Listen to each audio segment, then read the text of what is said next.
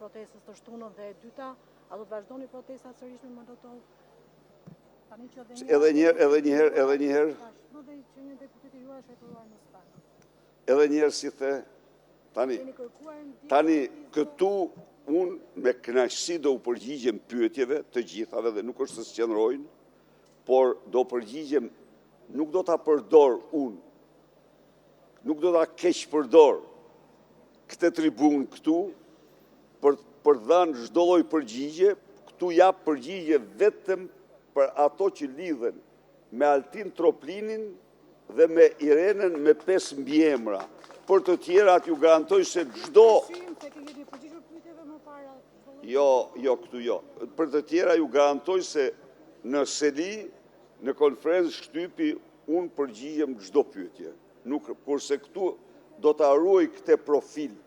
Do të ruaj këtë profil sepse kjo që ndodh është një gjë e pa konceptueshme, se si një gjykatëse,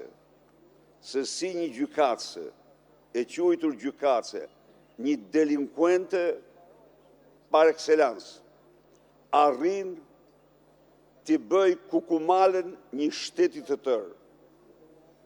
Kjo është, sepse ky është i tillë shteti i inkriminuar. Nuk ndodh ku në botë kjo, nuk mund të ndodh. Se si janë, vetëm një pyetje do të ashtu. Jeni këtu po. A mund të pyesni vetëm si ka mundësi që çdo gjykim për opozitën, çdo gjykim i bie Irenës me 5 mbiemra. Pse u kërkoj ju ta bëni këtë pyetje? U kërkoj ju ta bëni këtë pyetje për t'u treguar shqiptarëve se çfarë falsiteti është shorti i tyre, se këta gjasme i zgjedhin me short. E kuptoni ju? Shiko, këta pra janë manipulator të turpshëm të pa skrupull. Dhe procedurën e shortit e manipulojnë. Për çdo opozitar është vetëm Irena Gjoka. Dhe Irena Gjoka është këshilltarja e Gys Agasit. Irena Gjoka është kjo dhe ajo dhe ajo dhe ajo. Pra, e cila midis tjerash e harrova, thot, se kisha apartamentu.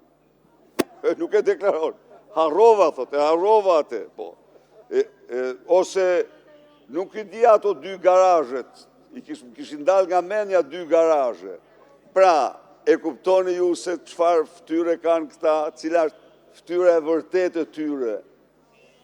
Si merrni këtë element, shortin, që është shumë i rëndësishëm, shiko, mos e